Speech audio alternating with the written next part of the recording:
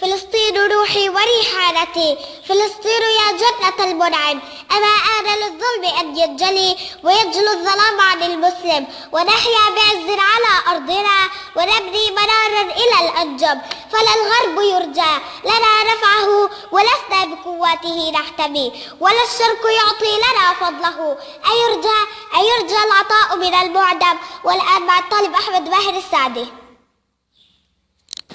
أيها الأسير، لك في سلفنا الصالح قدوة، فاسمع بارك الله بك. سيدنا يوسف عليه السلام يسجن ويترك في السجن بضع سنين بغير ذنب أو جرم. أحمد بن حنبل رحمه الله رمي في السجن لسنوات وضرب ضربا مبرحا، منع من التدريس وخوف بالقتل. ابن تيمية رحمه الله يرمى في السجن ويهدر دمه ويصب عرضه ويتهم دينه. فماذا كانت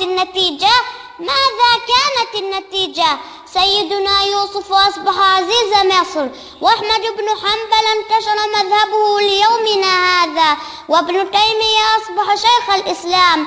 فالله يريد لنا العزة بهذه السجون، فالصبر الصبر، وما النصر إلا صبر ساعة. مع تحيات أحمد السعدي.